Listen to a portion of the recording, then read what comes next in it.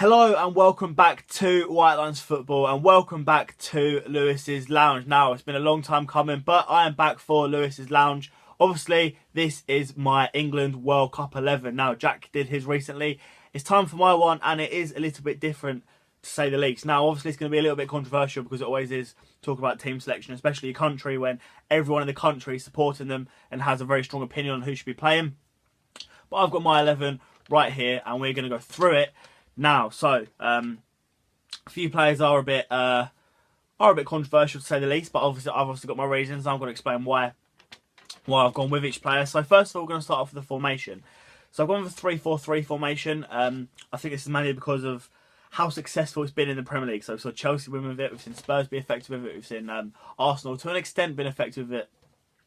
And I just think it's a really, really good formation. You know, it gives the three centre halves, gives the wing backs a lot of freedom to get forward, and then obviously you have the two midfield. And then you have the two creative players either side, and then that main striker. So, like I say, a lot of Premier League players are adapted to it. A lot of players that are going to be playing in this team. So you've got the Tottenham players, the Chelsea players. They're all adapted to it. And I also think it's just a very nice formation. I like the way it transitions. So when you're defending as a 5-4-1, I like the way it shifts across. So if one of the wing backs is a lot further forward than the other one, then you can sort of shift across and make it into a back four in many different ways. And yeah, I really like that about the formation, and I think it does give the team a lot of fluidity. So, we will start off in goal, and I've gone with Jack Butland. Now, I'm a big Jordan Pickford fan, don't get me wrong. I've been supporting Pickford for a long time, since his Sunderland days. He moved to Everton, still supporting him. But I think, for me, Jack Butland just edges it. Now, the reason for this is because I think Butland's a very good keeper. He's a good shot stopper. I think he'll get his big move soon. He's been linked with Liverpool, teams like that in the past, and I think he will get that big move soon.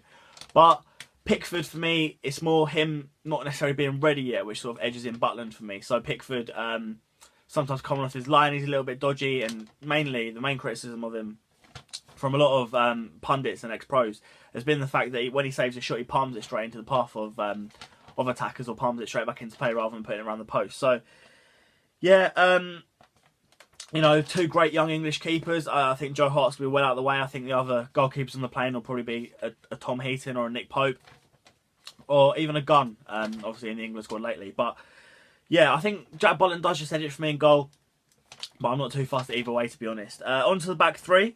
Right centre back, I'm going to go with Harry Maguire. So, literally, he's a beast of a man. I remember watching him for Sheffield United, playing in League One against Gillingham. He obviously got his big move to Hull. And then he got an even bigger move up to Leicester, the former Premier League champions. So he's great in the air. He's an excellent defender. He's a very, very old school defender, a very Brexit defender, if you want to call it that. So he's head it, kick it, an absolute brute of a man. He's got a goal in him. He can play right back and centre back. He's done both in the past. So, like I say, in that transition where, you know, maybe the right wing back's a lot further up, and I have to transition into that four, Maguire will be more comfortable on the right there. So he'll slot him really well. He'll be my first choice in the back four as well, but obviously we've gone with the back three here. So the first of Maguire's partners is going to be John Stones. So these two would be my two choices if we were to play a back four in the World Cup. But I think John Stones is England's best defender. He plays for England's best team, Manchester City.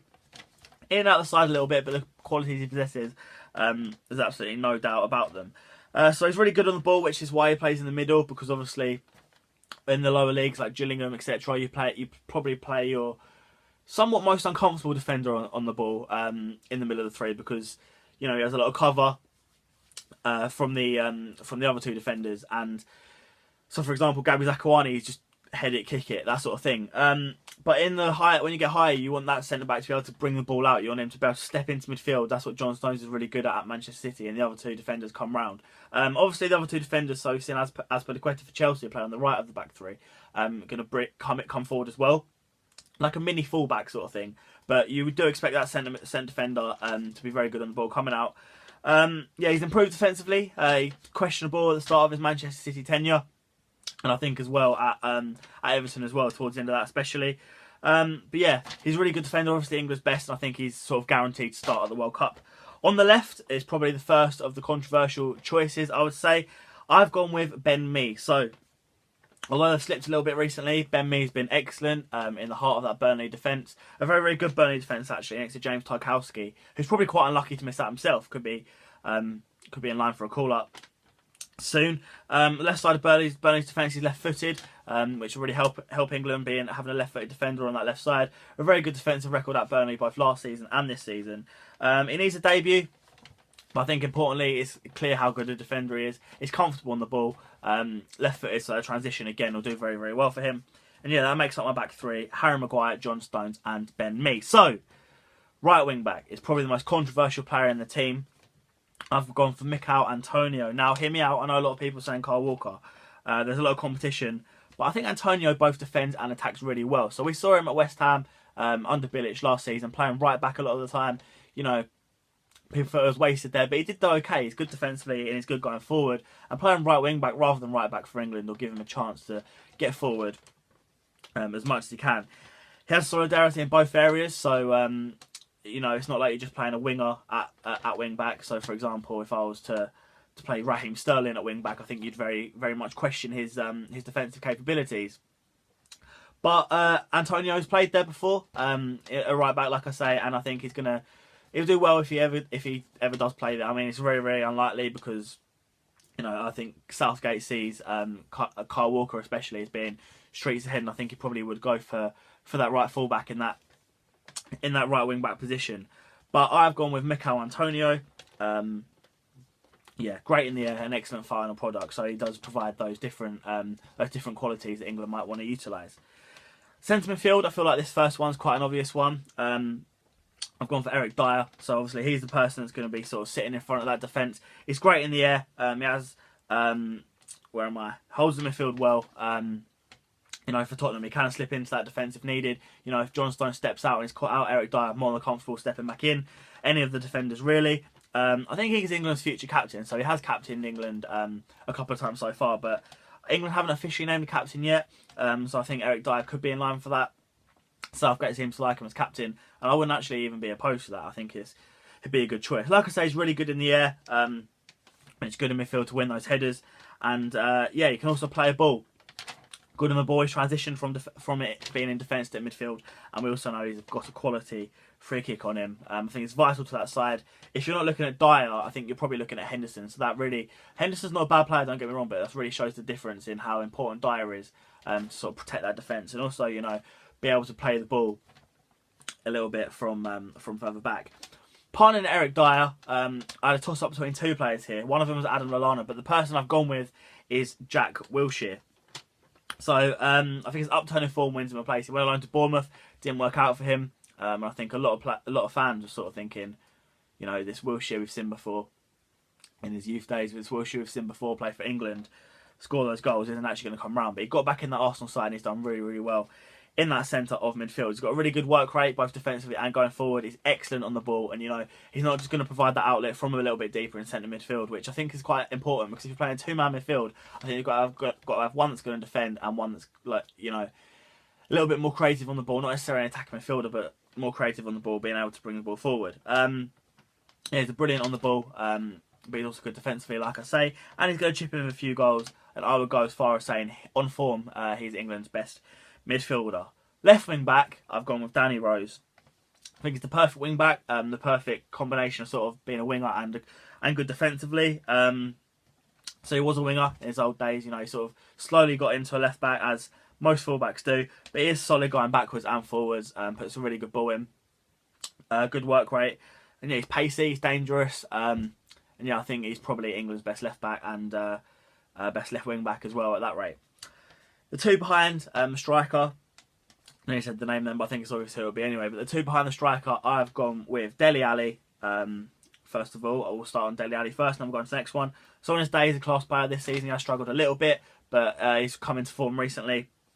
He's a proper attacking midfielder. He's like a shadow striker. He's not really a creative player. He does have a bit of creativity about him, don't get me wrong, but I think he's more a shadow striker than anything, and he will get you goals. So he'll be able to provide for the striker, but he will get you goals as well in that team. I think he does need to pick up his form a little bit. I think he'll be looking over his shoulder. I think this next person I'm going to say, who is Raheem Sterling, I'll say it now, will be more confident of keeping his place in the side than Dele Alli based on current form at the minute, looking at other competitors he's got. But yeah, I think he's a great player. He's really come through at Tottenham, and I think he'll be starting for England in the summer. So Ali will probably be on the right, and then on the left, I've gone with Raheem Sterling. Sterling utilising the left. He does play on the right often at Manchester City, actually, so those two could be the other way around. But I do prefer Sterling on the left, being able to cut in and beat defenders like that. So I think it's fair to say Guardiola has transformed him. Don't get me wrong, he's always been a great player, but under Guardiola he's been excellent, especially this season. So he'll drift in and out, he'll create, he'll score goals. He's got plenty of goals in him. I think he's in the top 5 Premier League goal scorers this season. Yeah, he's comfortable on either side. Like I say, on the left, on the right, Ali and Sterling could be transitioning. He's creative, he's a winger, whatever he wants to be. He could come narrow, he could come short, cut in, or he could go wide if he wants to as well. I feel like that'd be a really good combination behind Harry Kane, who is obvious, best striker in the world for me. Need I say any more? England's best player. He could create his own chances, he could feed off chances, he could score penalties, he could do everything. Goals galore, basically, Harry Kane. We know what he's about now. England's best player.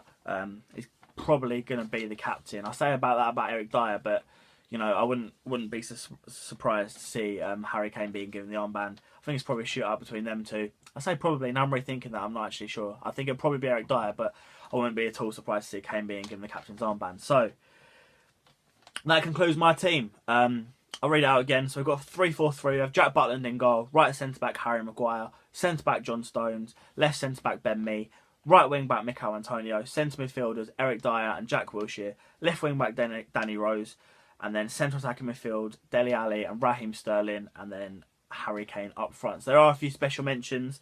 I think Kyle Walker undoubtedly deserves one. It wouldn't be at all surprise me. In fact, it's what I fully expect to see him playing right wing back. Or right back for England this summer. Also Ben Gibson, who some people question my opinion on this, but I think he's an excellent defender. I don't know why he didn't get a big move in summer after saying he would leave Middlesbrough, but he's signed a new deal there recently. I think he's very, very good on the ball, and he should be playing in the Premier League. Had an England call-up recently, but since then he hasn't been able to force his way back in the squad because of the abundance of centre-backs England currently have. We've also got the likes of Adam Lallana, who was unlucky to miss out to Wilshere. Jesse Lingard as well is probably the most unlucky, I think, to miss out. He could easily slot in over Ali. He's been in great form this year for Manchester United, and I definitely would take him to the World Cup and maybe even look at starting him if Ali or Sterling start to struggle or pick up an injury. I think that'd be a perfect replacement. As well, Marcus Rashford and Jordan Pickford as well, who I've already mentioned. But yeah, I think Marcus Rashford, perfect backup striker, and could play on the wings as well, play behind the striker in the Sterling or Ali role that I'm trying to portray here. And yeah, I think England have got a good squad. Obviously, Gareth Southgate is going to be the manager. And yeah, I think as far as England's chances go, I'm not too sure. Gareth Southgate, he didn't really do much to earn the job, but he does try and play football the right way, pass the move. I'm happy that he sort of tested and trialled the three at the back at times. I went to England against Lithuania last year, which was a few days after they played Germany. I was hoping to see them play three at the back there. Video on the channel for that, actually, but that didn't actually ever happen. So that was a shame, but he does trial and test it. It works. It's pretty good, so maybe it's something we'll see in the World Cup. And there is my team. So let me know what you think of my team in the comments below. You can tweet me at LRC Browning, at White Media. Follow everything in the description. Nathan, the League One podcast, our official channel partners. Nathan, the graphic designer, really great guy. You can check out my channel as well, Living with Lewis, which is my own personal channel where I post podcasts, vlogs, just general videos, stuff like that. Links to that will be in the description as well. And please do check out all the other videos on the channel for more football content, as well as White Lines F1 and White Lines Cricket, our football, our Formula 1 even, this is the football channel, our Formula 1 and cricket channels respectively. So, if you did enjoy the video, please remember to like, subscribe, comment down below, follow everything in the description, all that good stuff, and I'll see you next time. Goodbye.